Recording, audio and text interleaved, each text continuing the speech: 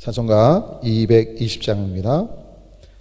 사랑하는 주님 앞에 형제자매 한자리에 크신 은혜 생각하며 즐거운 찬송 부르네.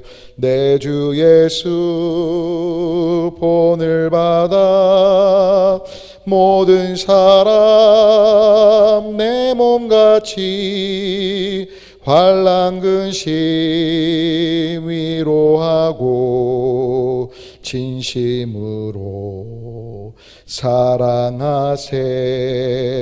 사랑하는 주님 앞에 온갖 충성 다 바쳐서 괴로우나 즐거우나 주님만 힘써 섬기네.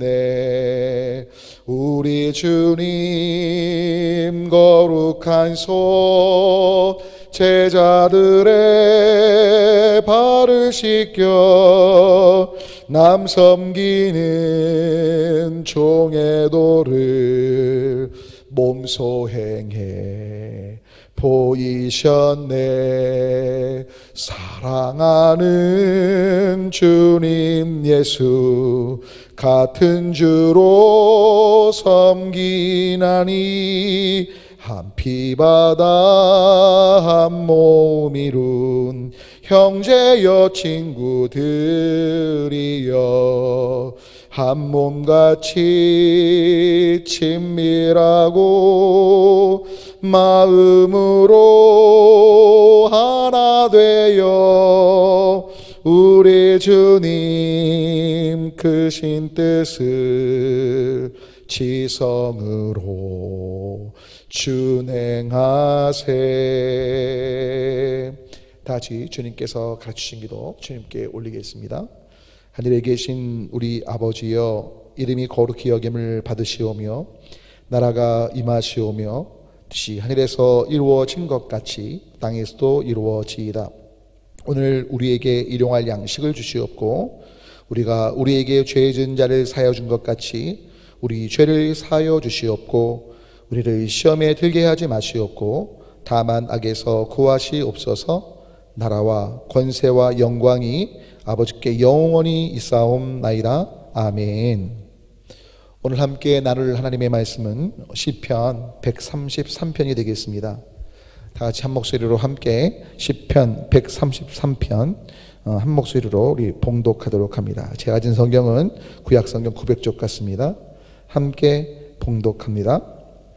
보라, 형제가 연합하여 동거함이 어찌 그리 선하고 아름다운고 머리에 있는 보배로운 기름이 수염은 곧 아론의 수염에 흘러서 그의 옷깃까지 내림 같고 홀몬의 이슬이 시온의 산들에 내림 같도다. 거기서 여호와께서 복을 명하셨나니 곧 영생이로다. 아멘. 오늘도 이 새벽에 각자의 처소에서 하나님의 얼굴을 구하시며 기도하신 여러분 모두 가운데 삶 속에서 신실하신 우리 주님의 인도하심과 때를 따라 도우시는 우리 주님의 은혜가 경험되시길 주님의 이름으로 축원합니다. 오늘 제가 함께 읽은 이 133편 그 표제어가 다윗의 그 성전에 올라가는 노래로 되어 있는데요. 여러분 사실 이 시의 배경은 어떻게 보면 어마어마한 역사적인 배경을 갖고 있다고 보셔도 과언이 아닐 것 같아요. 여러 가지 해석이 가능한데 그래도 그 중에 제일 정통한 모두가 동의하는 해석은 어떤 거냐면, 여러분 실은 그 다윗 시대, 물론 이제 사울 시대 때도 마찬가지지만 이제 이스라엘이 전체 하나였죠. 그런데 여러분 아시겠지만 이 다윗이라는 사람이 이렇게 영향력이 이렇게 큰 가문의 사람이 절대 아닙니다. 그러니까 사울의 왕권이 폐해지고 다윗의 왕권이 세워졌을 때 굉장히 든든하게 세워졌을 거라고 여러분 생각하시지만, 물론 하나님의 은혜로 형통해서 든든하게 세워졌던 건 사실이지만 그 든든함 이면엔 많은 갈등들이 있었던 것이 사실이죠. 여러분 아시겠지만 솔로몬 이후에 사후에 어떤 일이 벌어지죠? 북이스라엘과 남유다로 나눠지게 되죠. 이 의미는 뭘 담고 있냐면, 이 당시에 실은 그 이전부터 사울 이전부터 이 유다라는 지파, 어떤 동시에 그 다른 여러 가지 그 지파들 사이에서의 갈등이 내재됐던 게 사실이고요. 서로 죽이는 일도 있었던 걸 사사기 보시면 아시잖아요. 그런 가운데 실은 다윗 때도 마찬가지고 솔로몬 시대 때도 물론 통일 왕국처럼 있었지만 수많은 갈등들이 내재돼 있었던 거죠. 실은 이제 성전에서 하나님 앞에 예배하는 그 어떤 예배하는 행위가 그 민족의 중심점이 됐던 건 사실인데, 바로 그 중심점 됐던 그 어떻게 보면 성전에 올라가서 예배하라고 하는 그 행위 속에서 하나된 모습들을 보면서 다윗의 마음속에 어떤 마음이 있는 거냐면, 진짜 어떤 지파라든지 여러 가지 정치, 경제, 다양한 상황들 때문에 갈등하는 것보다 더 소중한 게 있다면 바로 그것은 하나 되는 것이라는 것에 대한 인식 속에서 오늘 이 글이 쓰여졌다고 보시면 될 것 같아요. 그래서 지금 오늘 제가 그 읽은 표현법은요, 뭐 보배로운 기름이 뭐 수염, 아론의 수염에서 내려오고 또 헐몬의 이슬이 시온의 산들에 내린 것 같다. 그러니까 여러분, 실은 이 장면은요, 대제사장이 그 어떻게 보면 기름 부음을 받게 되는 그 머리 위에 이렇게 관유를 부을 때 흘러내리는 그 장면을 연상케 합니다. 그리고 그 기름 부음을 이제 이슬로 표현을 했고요. 또 그 이슬은 다른 말로 하면 결국 하나님의 은혜, 사랑이 흘러가는 것들로 비춰볼 수 있는데, 그래서 그 뒤에 보시면 맨 3절에 보면 여호와께서 복을 명하셨는데 꼭 영생의 복이 있게 된다. 즉 무슨 말씀이냐면, 이스라엘 민족들이 형제가 연합해서 하나 되는, 즉 어떤 지파가 갈등이나 아니면 여러 가지 정치, 경제, 그 당시 상황에 여러 가지 어려움들로 인한 분열 속에서 그 분열을 뒤로하고 하나가 될 때 그 하나됨 속에 하나님이 부으시는 은혜가 부어지고 그 은혜로 인해 영생의 복, 여러분 블레싱, 정말 생명의 복이 이 나라가, 다윗과 함께하고 있는 이 나라가 온전히 설 수 있다는 것을 담고 있다고 보시면 될 것 같아요. 여러분 아시겠지만 예수님께서도 말씀하시죠. 너희가 서로 사랑할 때 나의 제자인 것을 세상 사람들이 알게 될 것이고, 하나님께 기도하셨던 내용도 뭐죠? 아버지와 내가 하나인 것처럼 저들도 하나가 되게 하실 것. 결국 사랑으로, 서로 사랑으로 돌볼 것들을 그 주님께서 창조하신 목적대로 섬기기 위한 삶을 살기를 원하시는 것들을 보죠. 여러분, 사탄은요, 우리가 서로 사랑하고 섬기도록 이 땅의 삶을 부르심 입은 것을 잊게 하죠. 그래서 뭡니까? 서로 미워하고 오직 나만 주목받고 나의 이익과 나의 만족을 위해서라면 수단과 방법을 안 가리는 삶을 살게 하죠. 여러분, 그것은 결코 하나님이 창조하신 세상의 모습이 아닌 것이죠. 우리 모두는 하나가 되어야 합니다. 그리고 이 부분을 위해서 서로 사랑하고 존중하기 위해서 살아가는 우리가 돼야 된다는 거죠. 나의 만족과 내가 원하는 것들을 얻기 위해서가 아니라 바로 하나님의 목적대로 살기 위해서 나아가는 것이 참으로 중요한 거죠. 때문에 배려하는, 역지사지로 상대편의 입장을 생각해 줄 수 있는 제가 되고 또 여러분이 되어야 할 줄 믿습니다. 여러분 아시겠지만 이 주먹을 보십시오. 주먹을 보면 손가락이 각자 자기 잘났다고 자기 혼자 살 길을 찾을 때는 별로 힘이 없습니다. 이 손가락으로 뭘 쳐도 의미가 없죠. 하지만 주먹을 쥐게 되면요, 어마어마한 힘을 갖게 되죠. 여러분 혹시 그 중고등학교 때 펀치 같은 거 해보셨는지 모르겠는데, 보통 이제 펀치할 때 이 주먹도 한 주먹으로 할 때 굉장히 펀치가 약합니다. 그래서 보통 펀치하려면 남학생들은 아시는데 한 주먹을 쥐고요, 팔목을 다른 손을 줍니다. 그리고 이렇게 가죠. 그러니까 여러분 이 팔목을 쥔 주먹은요 더 강해지죠. 여러분 실은 야구라든지 아니면 테니스 하는 분들 아실 거예요. 야구 선수가 한 손으로 배트를 치지 않습니다. 두 손으로 꽉 쥐고 배트를 치죠.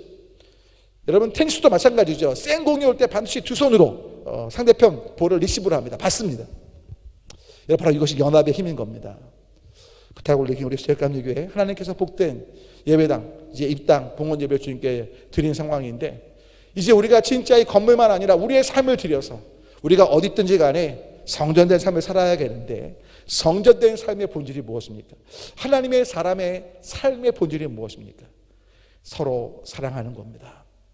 상대편이 나에게 어떻게 했는가가 우리의 관심이 되면 안 되고요, 하나님의 뜻이 무엇인지 보면서 그 길을 향하여 합심하여 나아가는 우리 모두가 되면 좋겠습니다.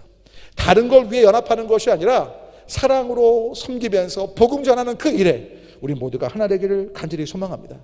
바로 그럴 때 하나님이 영광 받으시고요, 다윗의 그 영생의 복이라는 건 결국 그 나라가 든든히 서가게 되는 것처럼 하나님의 나라 안에 있는 우리가 하나님의 아들, 딸로서 복된 생명을 누리고 멋지게 하나님의 통치를 따라 살아가서 하나님 나라가 확장되는 것들을 보게 되는 역사로 우리의 삶이 이어지게 될 줄 믿습니다.